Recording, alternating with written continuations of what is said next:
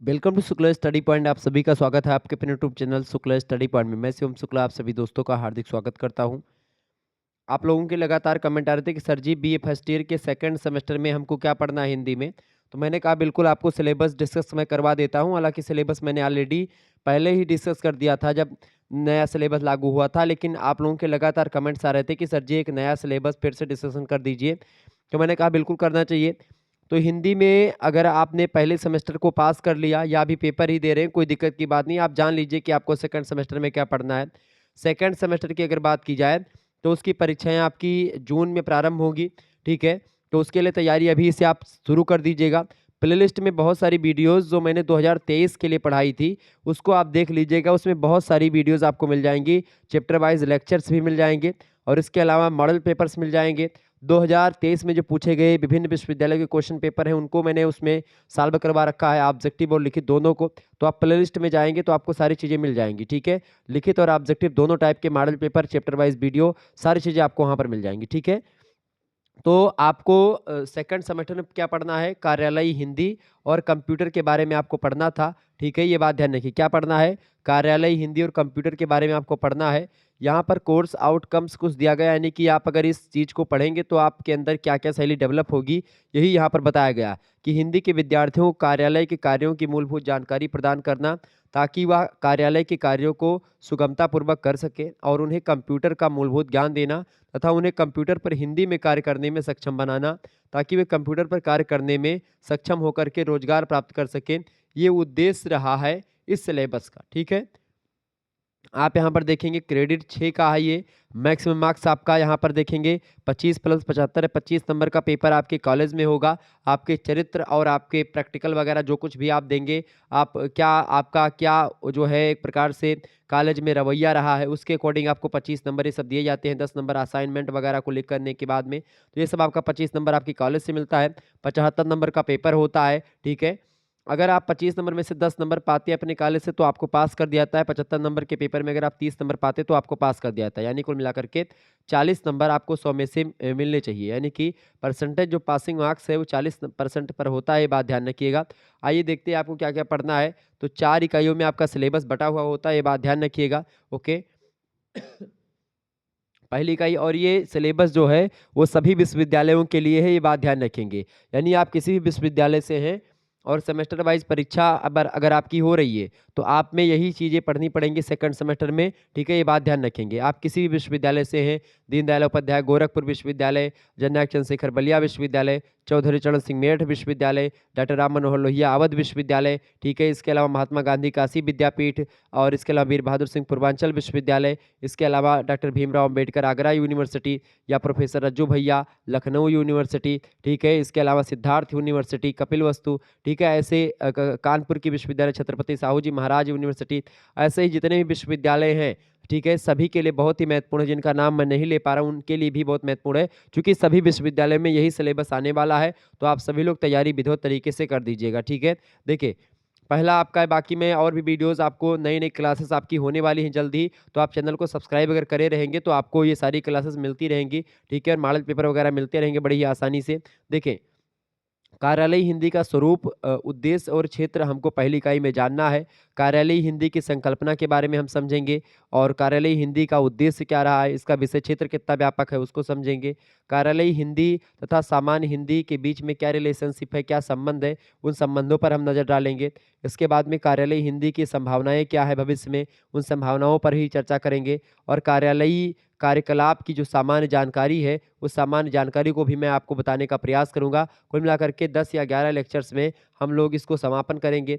इसके बाद में आगे बढ़ेंगे इकाई नंबर 2 पे। इकाई नंबर 2 में हमको जानते हैं क्या पढ़ना है, कार्यालयी हिंदी में जो तमाम प्रकार की शब्दावलियों को हम प्रयोग करते हैं, उन शब्दावलियों को प्रयोग कहाँ से करते हैं, उनका निर्माण कैसे होता है, इन चीज़ों पर हम फोकस करेंगे। जैसे कि शब्दावली किसे कहते हैं, शब्दावली का निर्माण के जो सिद्धांत है, बहुत सारे प्रिंसिपल्स हैं, उन सिद्धांतों पर हम नज़र डालेंगे, उन सिद्धांतों को समझने का प्रयास करेंगे, किन सिद्धांतों का सहारा लेकर के शब्दावलियों को बनाया जाता है।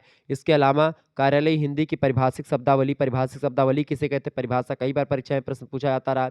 परिभाषिक शब्दावलियों के बारे में चर्चा करेंगे। जानेंगे, कार्यालयों और अधिकारियों के नाम हम जानेंगे।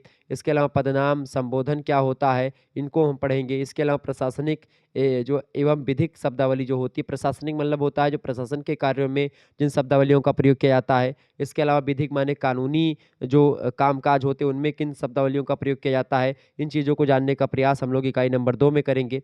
फिर इकाई नंबर 3 में हम आगे बढ़ेंगे। इकाई नंबर 3 में हम क्या समझेंगे भाई, इकाई नंबर 3 की अगर बात की तो इकाई नंबर 3 में हम लोग कार्यालयी हिंदी में पत्राचार देखेंगे। पत्राचार मतलब कि जो एक प्रकार से समाचार पत्र की बात की जाए या मीडिया लेखन की बात की जाए या नाना प्रकार की चीज़ों की बात करी जाए, इसमें पत्राचार लिखे जाते हैं। यानी पत्र जिस भाषा में लिखे जाते हैं, जिस हिंदी में लिखे जाते हैं, तो कार्यालयी हिंदी में लिखे जाते हैं, तो उसके बारे में हम चर्चा करेंगे। खास करके आवेदन पत्र, कोई हमको कोई चीज़ आवेदन करना है तो उसमें जो हम लिखते हैं जिस शब्दावली का प्रयोग, उसको समझेंगे। आवेदन पत्र कैसे लिखा जाता है, उसकी पूरा का पूरा एक बायोडाटा समझेंगे। ठीक है, उसका पूरा का पूरा एक मेथड समझेंगे कि आवेदन पत्र लिखा कैसे जाता है। इसी प्रकार सरकारी पत्र क्या होता है, परिभाषा और लिखा कैसे जाता है, उदाहरण के रूप में समझने का प्रयास रहेगा। अर्ध सरकारी पत्र क्या होता है, कार्यालय आदेश है, परिपत्र है, अधिसूचना है, कार्यालय ज्ञापन है, विज्ञापन हो गया, निविदा हो गया, इसके अलावा संकल्प है, प्रेस विज्ञप्ति है। तो ये सब जो है, ये सब एक प्रकार से पत्र ही होते हैं, विभिन्न क्षेत्रों में इनको लिखा जाता है। आप देखेंगे आवेदन पत्र, कोई चीज़ आवेदन करना हुआ। सरकारी पत्र आप देखते हैं सरकारी जो है कार्यालयों से एक दूसरे कार्यालय को भेजा जाता है। सरकारी कर्मचारी अधिकारियों को भेजते हैं, अधिकारी कर्मचारियों को भेजते हैं। तो उन चीज़ों के बारे में समझेंगे, कैसे-कैसे लिखना होता है, कहाँ पर श्रीमान, कहाँ पर जो है अपना नाम, कहाँ पर पूरा का पूरा मुख्य भाग लिखना होता है, सारी चीज़ों को समझाने, कहाँ पर डेट लिखनी होती है, किस तरफ दाएँ-बाएँ, पूरा बड़ा एकदम से आपको टेंशन हो रही कि कैसे-कैसे क्या होगा, सब कुछ हम समझने का प्रयास करेंगे।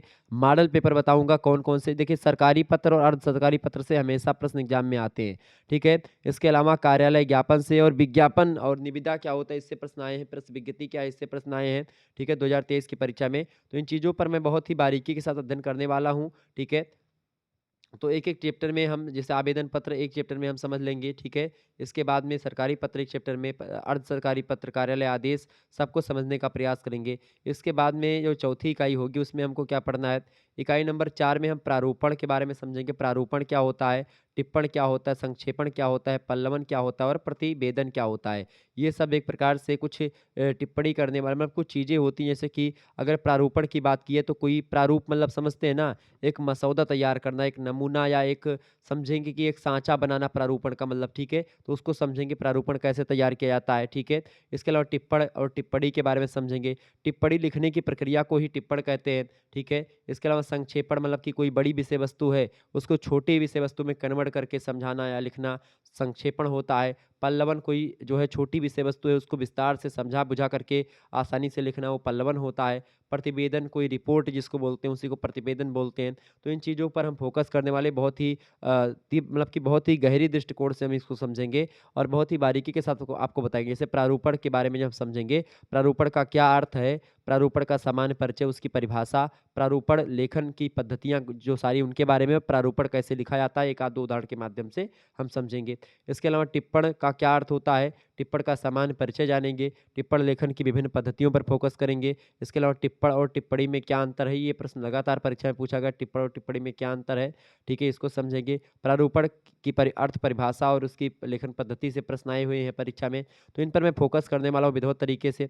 इसके अलावा संक्षेपण का अर्थ, सामान्य परिचय, संक्षेपण की पद्धतियाँ, इसको समझने का प्रयास करेंगे। आपको एक बात मैं बता दूँ, जो मॉडल पेपर हमारे पड़े हुए हैं और जो चैप्टर वाइज़ वीडियो पड़ी हुई हैं, आप उनको एक बार ज़रूर देख लीजिएगा। प्लेलिस्ट में वीडियोज़ आपको मिल जाएँगी, तो आप वहाँ पर देख लीजिएगा, बहुत सारी जानकारी आपको मिल जाएगी, ठीक है? तो उसमें संक्षेपण वगैरह के बारे में विस्तार से मैंने बताया है, ठीक है? संक्षेपण लिखना पड़ता है, क्यों? चूँकि बड़े-बड़े जो अधिकारी होते हैं, उनके पास समय नहीं होता है पढ़ने के लिए, जो भी न्यूज़पेपर या चीज़ें होती हैं, तो उसके संक्षेपणकर्ता एक होते हैं, संक्षेपकर्ता होते हैं, वो आकर के बड़ी विषय वस्तु को, पूरे दिन का हाल-चाल, जो अधिकारी होते हैं बड़े-बड़े, उनको समझा देते हैं, तो संक्षेपण का यही काम होता है, ठीक है? सामान्य परिचय समझेंगे, संक्षेपण की पद्धतियों के पर हम नज़र डालेंगे। इसके अलावा पल्लवन का क्या अर्थ होता है, पल्लवन का सामान्य परिचय, अर्थ परिभाषा को समझते हुए विशेषताओं पर फ़ोकस करेंगे। पल्लवन के सिद्धांत क्या होते हैं और पल्लवन और निबंध लेखन में क्या अंतर होता है, ठीक है? इसके अलावा प्रतिवेदन किसे कहते हैं, प्रतिवेदन का अर्थ समझेंगे, प्रतिवेदन की परिभाषा, प्रतिवेदन की विशेषताएँ, प्रतिवेदन का सामान्य परिचय और प्रतिवेदन का प्रयोग कहाँ पर किया जाता है, इन चीज़ों पर हम फ़ोकस करने का प्रयास करेंगे। तो ये टॉपिक आपका, एक-एक टॉपिक में हम सबको समझने का प्रयास करेंगे, तो बहुत ही बारीकी के साथ इकाई नंबर 4 हम समाप्त करेंगे। इसके बाद में इकाई नंबर 5 पर हम नज़र डालेंगे। इकाई इकाई नंबर 5 में जैसे हम प्रवेश करेंगे, हमको हिंदी भाषा और कंप्यूटर के विकास क्रम के बारे में पढ़ना होगा। हिंदी भाषा किसे कहते हैं और कंप्यूटर का विकास कैसे हुआ, ठीक है, उसको समझेंगे। कंप्यूटर का सामान्य परिचय जानेंगे सबसे पहले, उसके बाद में कंप्यूटर का इतिहास, कैसे-कैसे कंप्यूटर का विकास हुआ। कंप्यूटर में हिंदी भाषा के विकास का इतिहास समझेंगे कि हिंदी का प्रयोग कंप्यूटर में कब से शुरू हुआ और कैसे शुरू हुआ, किन उपकरणों के माध्यम से शुरू किया गया। इन तमाम प्रकार के पहलुओं पर नज़र डालने का प्रयास हम लोग करेंगे। इसके बाद में कंप्यूटर में हिंदी का भविष्य क्या है, या हिंदी एक प्रकार से कंप्यूटर में कहाँ तक सैटिस्फाई है, हिंदी का प्रयोग कहाँ तक सफल हो पा रहा है आज, वर्तमान में हिंदी भाषा क्या कंप्यूटर के लिए प्रासंगिक है। इन तमाम प्रकार के पहलुओं पर नज़र डालते हुए आगे बढ़ेंगे। तो ये आपको पढ़ना है। यहाँ पर आपको समझ में थोड़ा कम आ रहा होगा चूँकि आपने इससे पहले इसको पढ़ा नहीं है। लेकिन मैं जब आपको समझाऊँगा तो आपको बिल्कुल आपकी अपनी भाषा में समझाने का प्रयास करूँगा। जैसे आप लोगों ने फर्स्ट सेमेस्टर में पढ़ा, ठीक है, हमारी वीडियोज़ से, ऐसे ही सेकंड सेमेस्टर में आपको बहुत ही बारीकी के साथ अध्ययन करवाने वाला हूँ। हालाँकि मॉडल पेपर वगैरह पड़े हुए हैं प्लेलिस्ट में, तो आप पहले से वीडियोज़ जो पड़े हुए हैं उनको आप ज़रूर देख लीजिएगा, ताकि जब मैं आपको नई क्लासेस दूँ तो आपके लिए एक एक मतलब कि समझने में आसानी हो और सरल तरीके से आप समझ पाएँ। छठी इकाई की अगर बात करी जाए तो हिंदी भाषा में कंप्यूटर प्रौद्योगिकी के बारे में आप लोगों को पढ़ना है यहाँ पर। हिंदी भाषा में कंप्यूटर प्रौद्योगिकी की अगर बात की, यानी कि जो कंप्यूटर जो एक प्रकार से प्रौद्योगिकी है, टेक्नोलॉजी है, वो उसमें हम समझने का प्रयास करेंगे, ठीक है। तो हिंदी भाषा में आप देखते हैं आजकल तो इंटरनेट पर तमाम प्रकार की हिंदी भाषा का प्रयोग भी कंप्यूटर में हो रहा है। इंटरनेट में हिंदी भाषा भी चल रही है धुआंधार तरीके से। हिंदी जो है कंप्यूटर इंटरनेट और हिंदी के बारे में समझेंगे। ईमेल में हिंदी में जो उपलब्ध सॉफ्टवेयर बनाए गए हैं, उसको समझेंगे। वेबसाइट हिंदी से संबंधित तमाम प्रकार की वेबसाइटें हैं, उनके बारे में समझने का प्रयास करेंगे। हिंदी भाषा की जो वेबसाइटें हैं, उनको समझने का प्रयास करेंगे। बहुत सारे आप देखें गूगल ट्रांसलेटर एक आ चुका है, वो दुनिया की किसी भाषा को आप बदल करके दूसरी भाषा में समझ सकते हो, ठीक है। तो ये कंप्यूटर में प्रौद्योगिकी जो है इस समय आ चुकी है और हिंदी के लिए कितना सैटिस्फाई है, कितना अच्छा जो है वो महत्वपूर्ण है, या कितना ज़बरदस्त तरीके से उपयोगी है हिंदी के लिए, या हिंदी भाषी क्षेत्रों के लिए, हिंदी भाषा के लिए कितना एक प्रकार से महत्व रखती है कंप्यूटर प्रौद्योगिकी, उसके बारे में समझने का प्रयास करेंगे। सोशल मीडिया पर हिंदी लेखन कौशल के बारे में समझेंगे। तो इन तमाम प्रकार के पहलुओं पर चर्चा करते हुए हम लोग इकाई नंबर 7 में पहुँचेंगे। इकाई नंबर 7 में हमको क्या पढ़ना है? इकाई नंबर 7 में हिंदी भाषा और ई-शिक्षण के बारे में हमको जानना है। हिंदी भाषा और ई-शिक्षण, ई-शिक्षण माने होता है इलेक्ट्रॉनिक शिक्षण, यानी इंटरनेट के माध्यम से शिक्षण, ठीक है। इंटरनेट पर उपलब्ध जो पत्र-पत्रिकाएँ होती हैं उसके माध्यम से हम पढ़ते हैं हिंदी भाषा में। इंटरनेट पर उपलब्ध दृश्य सामग्रियाँ कुछ होती हैं, दृश्य माने जो हम देखते हैं, श्रव्य माने जो हम सुनते हैं। दृश्य श्रव्य सामग्री, जैसे कि आप लोग यहाँ पर दृश्य देख पा रहे होंगे जो आपके समक्ष लिखा हुआ दिख रहा है, और श्रव्य माने हमारी आवाज़ को आप सुन पा रहे होंगे। दृश्य श्रव्य सामग्रियाँ बहुत सारी हैं इंटरनेट पर जो कि आप देख सुन सकते हैं और उनके माध्यम से जानकारी प्राप्त करते हैं हिंदी भाषा में। इसके अलावा ब्लॉग बहुत सारे हैं, फेसबुक पेज है, ई पुस्तक सामग्री है, ई कंटेंट है, तो इनके माध्यम से हम लोग जान पाते हैं तमाम प्रकार की जानकारी को, ठीक है। आप कोई प्रश्न नहीं आपको आता है, आप गूगल करेंगे तुरंत आपको सारी जानकारी मिल जाएगी। सरकारी तथा गैर सरकारी चैनल हैं जैसे ज्ञान दर्शन, ई पाठशाला, स्वयं, मूक्स, ठीक है। ये तमाम प्रकार के सरकारी और गैर सरकारी चैनल हैं जो कि हिंदी के भाषा को बहुत ही ज़्यादा आगे बढ़ा रहे हैं। इसके अलावा पॉडकास्ट और आभासी कक्षाएँ भी लगातार हिंदी भाषा में आप देखने को मिलती हैं, तो इनको समझने का प्रयास करेंगे और इसके बाद में इकाई नंबर 8 में हम पहुँचेंगे, यानी लास्ट इकाई में। लास्ट इकाई की अगर बात की तो हिंदी कंप्यूटर टंकण, यानी टंकण माने होता है टाइपिंग, ठीक है। शॉर्ट हैंड का जो शॉर्ट हैंड टाइपिंग होती है उसका सैद्धांतिक पक्ष, और हिंदी में साहित्य शोध, मतलब हिंदी साहित्य में शोध की विधा के बारे में समझेंगे। तो शोध आपको एक चैप्टर हमेशा पढ़ना पड़ता है, चाहे आपने फर्स्ट सेमेस्टर में देखा होगा, लास्ट वाले उसमें चैप्टर में आपने शोध पढ़ा होगा हिंदी में, ठीक है। तो यहाँ पर भी शोध के बारे में आपको जानना है, थोड़ा बहुत आपको समझना पड़ता है, चूँकि आप पीएचडी करेंगे तो आपको शोध करना पड़ेगा, तो इसके लिए शोध के बारे में अभी से लोगों के अंदर एक रुचि पैदा करने के लिए इसको सिलेबस में शामिल किया गया है, खास करके नेशनल एजुकेशन पॉलिसी यानी कि राष्ट्रीय शिक्षा नीति के अकॉर्डिंग, ठीक है। तो हिंदी भाषा में विभिन्न जो फ़ॉन्ट हैं, फ़ॉन्ट माने जो लिखने की टेक्निक होती है, शैली होती है, उसी को फ़ॉन्ट कहते हैं। तो फ़ॉन्ट यूनिकोड जो होते हैं, वो लिखने की शैली होती है। आप देखेंगे कंप्यूटर वाले के पास कभी जाएँगे तो कई फ़ॉन्ट होते हैं उसके पास, लिखता है कभी टेढ़ा करके अक्षर, कभी सीधा करके, कभी ऐसे करके ये रा बनता है, कभी मतलब ये सब फ़ॉन्ट के ही प्रकार होते हैं, ठीक है? ये बात ध्यान रखेंगे। तो अलग-अलग फ़ॉन्ट जो होते हैं, वो हिंदी में इस समय हैं, और इसके अलावा शॉर्ट हैंड टाइपिंग, टंकण, मुद्रण, ये सब क्या होता है उसके बारे में समझने का प्रयास करेंगे। स्पीच टू टेक्स्ट प्रौद्योगिकी, आजकल तो ऐसी टेक्नोलॉजी आ गई कि हम बोल रहे हैं और उधर लिखते हुए आ रहा होगा। जैसे आजकल यूट्यूब पर एक बढ़िया व्यवस्था कर दी गई यूट्यूब के माध्यम से, जो आप देखते हैं यहाँ पर सीसी लिखा रहता है, ऐसे 2 फार्म में सीसी, और ऐसे एक आयत में बंद रहता है। सीसी का मतलब क्या होता है? ये होता है सबटाइटल। आप उसी सीसी पर एक बार टच करेंगे तो नीचे जो मैं बोल रहा हूँ ये भी लिखता हुआ इसे यहाँ पर लिखता हुआ नज़र आएगा, ठीक है? तो वो क्या होता है? वो होता है सबटाइटल, समझ रहे हैं ना? तो सबटाइटल जो है वो लिख कर के आ रहा है। तो ऐसे ही आपको बता दूँ व्हाट्सएप पर बहुत सारे लोगों के लिए व्यवस्था क्या आ गई, बहुत सारे लोग पढ़े लिखे नहीं होते, तो मतलब या लिखने में उनका जो है कमज़ोर होते हैं, तो उनके लिए टाइपिंग की ज़रूरत अब नहीं रह गई। अब क्या होगा, स्पीच टू टेक्स्ट प्रौद्योगिकी आ चुकी है, टेक्नोलॉजी ऐसी आ चुकी है कि आप बोल देंगे और सारी चीज़ें लिख जाएँगी। फटाफट से गड़, गड़, गड़ तुरंत जिस भी भाषा में आप लिखना चाहें वो आप उसको लिख पाएँगे, ठीक है? जिस भी आप लिपि में लिखना चाहें, आप लिपि में भी लिख जाएगा। जैसे हिंदी में आप बोलेंगे तो हिंदी में लिख जाएगा। अब उसी को अंग्रेजी में हिंदी को लिखना चाहते तो अंग्रेजी में भी वो चीज़ें लिख जाएँगी, रोमन लिपि में, ठीक है? लिपि और भाषा में अंतर होता है। लिपि जो होती है लिखने की प्रक्रिया को लिपि कहते हैं, ठीक है? और भाषा जो होती है जैसे ये किस भाषा में लिखा है? देखिए ये भाषा जो है ये हिंदी भाषा में लिखा है, लेकिन लिपि कौन-सी है? रोमन मतलब लिपि कौन-सी है ये? देवनागरी लिपि है। देखिए यही देखिए मैं राम लिख रहा हूँ तो ये राम क्या है? राम ये हिंदी भाषा का शब्द है और देवनागरी लिपि में लिखा है। लेकिन यही राम अगर मैं ऐसे लिख दूँ ये राम, तो ये रोमन लिपि में लिखा हुआ है राम, ठीक है? हिंदी भाषा का शब्द ज़रूर है, लेकिन लिपि कौन-सी है? रोमन लिपि है, ठीक है? समझ रहे हैं चीज़ों को? तो लिपि मतलब लिखने की प्रक्रिया।